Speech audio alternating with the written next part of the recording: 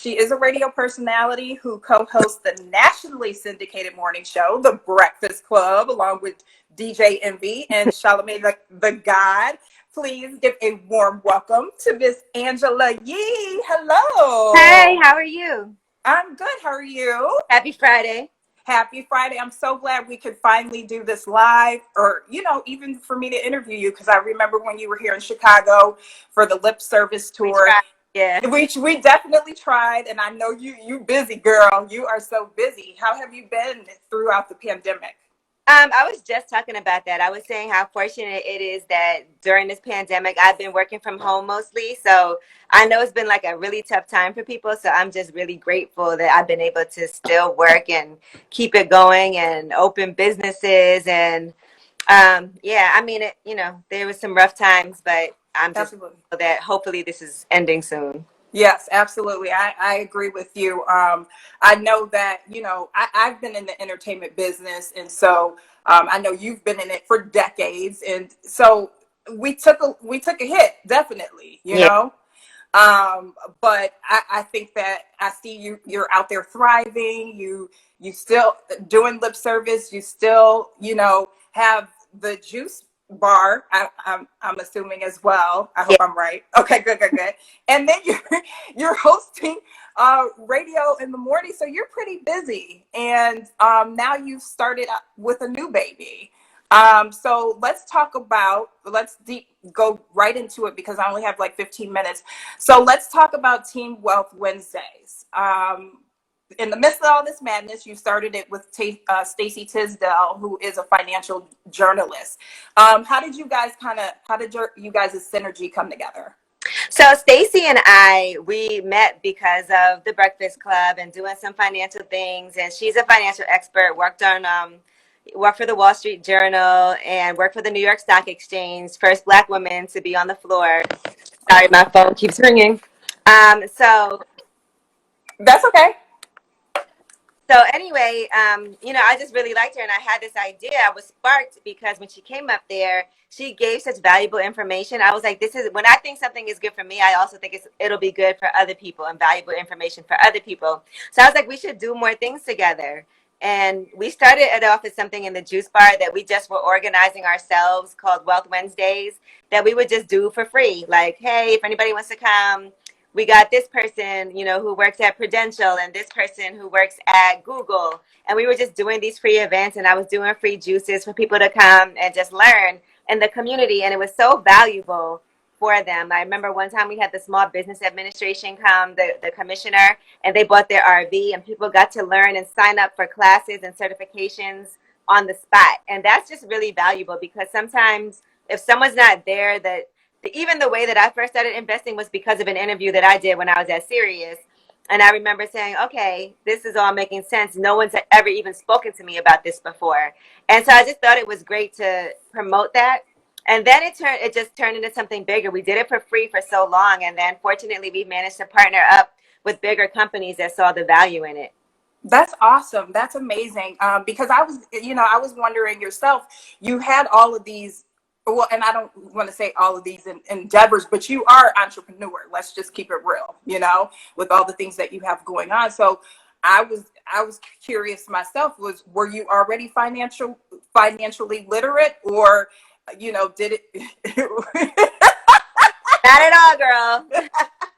Listen, I'm not going to lie. I was just over here talking to my friend and we were both discussing like how much money we made when we first graduated from college, how much we made when we were in college, and just thinking about like the struggle as part of the whole experience that we went through because, it's one thing, like I always was living paycheck to paycheck. I remember always deferring my student loans because I couldn't afford to pay them and pay for my rent and pay to eat food and pay for my train pass. And so it was tough, but it was me really meeting people and then making a concerted effort to educate myself. A lot of times when I'm with my friends, we're not just having these conversations about finances, not when I was younger. We're just having a good time. Now we're having those conversations. But when I was younger, it was just like, where are we going to eat? Or how are we going to eat? Right. And so you're just trying to survive. And instead of just trying to survive, I wanted to be able to thrive and be comfortable and know that one day I used to worry all the time, like, will I ever be able to retire and not have to worry about where I'll live? And it was just things like that that really inspired me to say, I have to get out here and make sure that I don't want to have to work for the rest of my life. And I want my money to work for me. And I want to have that passive income. It's a goal and a dream. Yeah, absolutely. I so taking that from that away, that you were not very financial savvy, you still have a lot to learn, I'm pretty sure.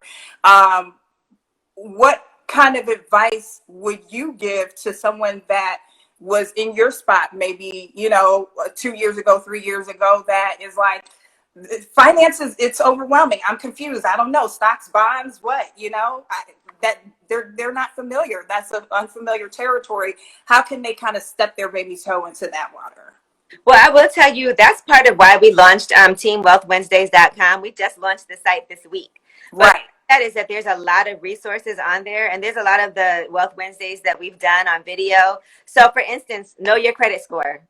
I think that's super important, and that was not, and it's free. You can find out your credit score. I think every year you're able to access that information for free. So make sure you know what your credit score is. Make sure you know what's on your credit report. That way you can figure out what you have to work on. Because I think a lot of times we try not to even look at that because we feel it's overwhelming. I can't do anything about it right now anyway. I don't care. But it is important because there are small things that you can do to improve your credit score. That's why we teamed up with Self Financial, and they help you actually improve your credit score. They give you a $500 and you pay it back. It's a loan, $15 every month, and your credit score goes up. And so just be prepared so that later on, when it's time for you to buy a house, you're not scrambling to say, okay, I got to get it in order. You're already in order and working your way up. And pay your bills on time. Even if you can't pay them off, just face that. Like, pay them on time, because one late payment, I have like one late payment on my credit report that's so annoying. Me Like, too. and it's so annoying. It was I so know. necessary. It wasn't that I didn't have the money. I just forgot. Yeah, me too. And Yes, it's like, and can you it's get off? yes, it has been riding my coattails, and it's really stifling my credit score, to where I want to be. So listen, I know that struggle, and it's the same reason for me. I forgot. Yeah, I was like a week late or something, and I was like, "Oh, I never paid this," and then I paid it, and now it's on my damn credit report, and it's from like 20. I think it's from like 2016. You know what I mean? And then other than that, and it's a credit card. It's my Bloomingdale's card, and I've had that since like for probably about almost 20 years. And it's like, dude, one late payment, like, come on. But it is important to know what's on your credit report. That way you can make sure you take care of it. I remember when I was younger, I had like a T-Mobile balance that I didn't know about. Mm-hmm. So I ended up, taking care of it, but know what's on there and get a financial planner. And getting a financial planner doesn't mean that you have to be rich and you have like tons of money. Usually I would do it because I don't have tons of money and I'm not rich, and I want to make sure that I'm making smart decisions. And I invested, like when I was at Sirius, I barely had any money, but I did start my Roth IRA there, and I learned a lot about that just because it was pre-tax dollars, and I didn't even notice it out of my check. And I was just putting a little bit in, but when you start those habits really early and then you start seeing the results of it, I think it can really help you build confidence. And then I also believe now there's so many apps out there. Like I just joined Public. And what's great about it is that there's a lot of information about the stock market. It's like a Twitter on there that's all about finances, and people that are experts giving their advice, and other people talking about what stocks they invested in, what did they sell, why, and you can just dig in. But you really have to be proactive in educating yourself and getting that research. No, I agree. And one of the things that let's kind of double back a little bit, that I found interesting that you said is like, just one late payment and it destroys it all. One thing that I found very interesting is this pandemic. Do you think that it pulled back the veil of the concept of money? For example, it seems that it's exposed a lot in regards to school loans or medical bills, or not giving loans to Black women or men. I know that my mom, a long time ago, got a settlement from JP Morgan because of discrimination. You know what I'm saying? So a lot of people are seeing that the system is kind of a low-key sham. Yeah, absolutely. Even if you think about the PPP loans and how many of us didn't get those, like 5% of, small businesses, and it was supposed to be for us to help us maintain. But then you see these huge corporations getting all these millions of dollars, and you're like, damn, ain't that supposed to be for us? And just even seeing how something like a pandemic, we're not set up, a lot of us, to be able to make it if we're not getting we're living check to check. They always tell you should have enough money to be able to pay your bills for X amount of months. And What's pulling up your going bootstraps, and bootstraps Yeah, ain't gonna get it, okay? yes, going on way longer than that. And even just thinking about nutrition in our community and knowing that a lot of people, if you got COVID, it was worse for you because if you weren't as healthy as you should have been, if you have these underlying conditions because of the disparities in our neighborhoods, that was an issue too. Just so many different things. Even like I live in Brooklyn, and some people during this pandemic were able to be in their backyards or go to their house in the Hamptons.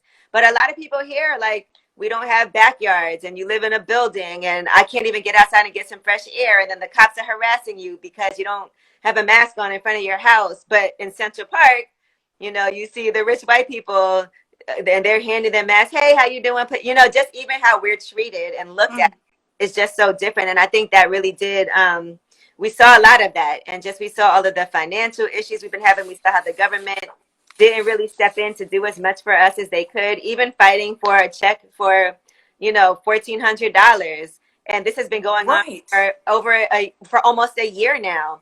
And it's like, okay, it's going to help for a little while but we're all backed up. So it's just really difficult.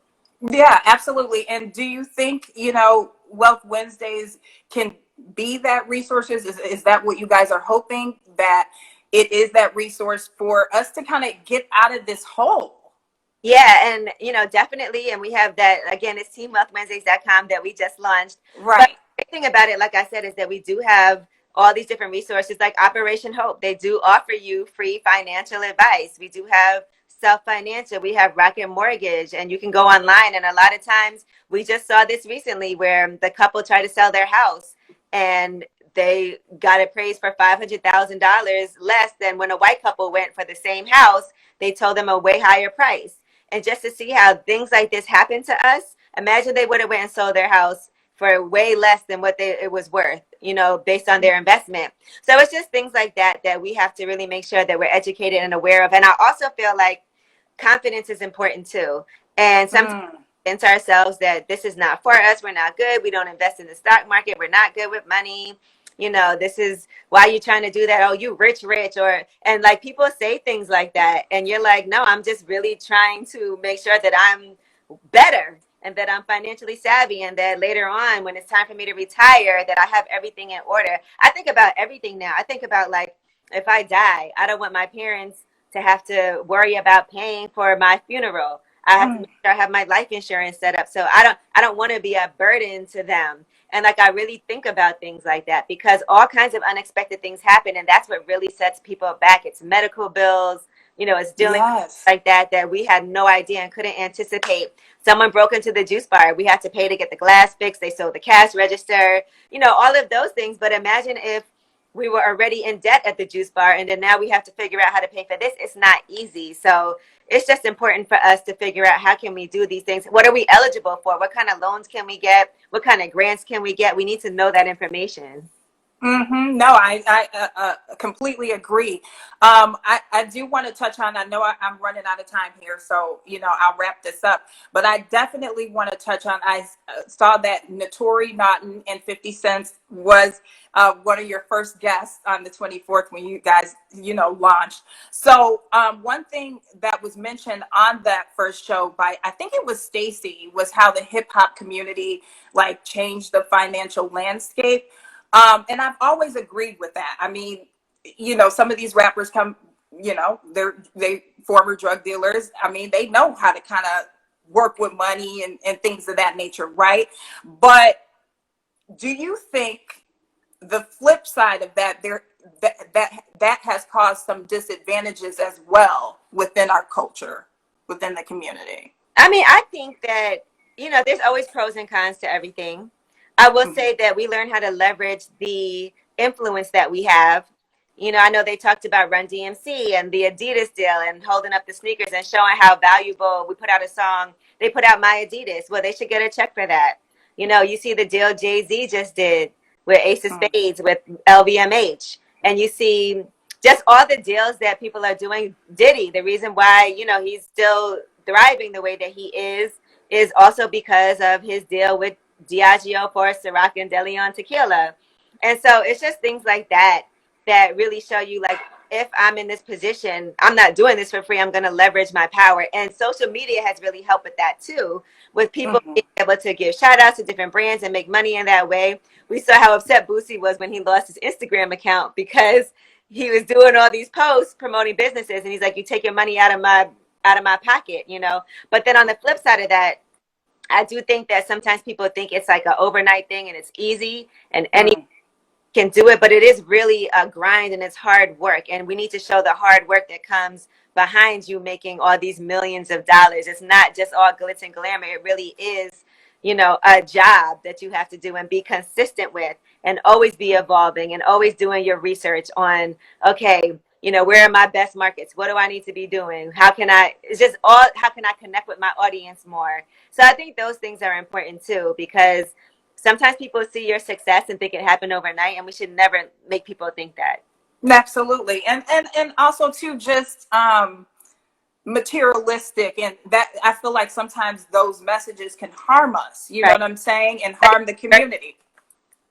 Yeah, so everybody trying to get the bag, and or falsifying that you got the bag and you ain't got the bag, and that's okay. You know what I mean? Whatever you got to do to fake it to make it, but let's be clear here. And you know, I'm gonna be honest. Like before this pandemic, I've always loved shopping. Obviously, like my shopping had levels. Like when I was younger, I used to buy Guess. That was my designer. You know, super expensive clothes. And then as you make more money, you spend more money too, right? Your taste gets different. It changes. It evolves. And this whole pandemic, I've really been great about. I don't really go anywhere, so I wear a sweatsuit every single day. And I'm really great at setting a goal for myself. And when I know I have a goal in mind, like I bought a new house, I'm doing the renovations on it now, and all my money is going to this house, like my renovations. I want to get nice new furniture. I have all these things that in my mind are my goals. I have my Pinterest board that I'm always like posting things on that I know that I want. I budget, I check my bank accounts every single day to see what's in it. I set goals like, okay, by the end of this month, I want to make sure I have this amount of money in my account. And I go really hard to make that happen. And to me, like I used to spend so much money on things and I'm like, why did I buy this? And I look at my closet and I'm like, I got to get rid of like 70% of this stuff.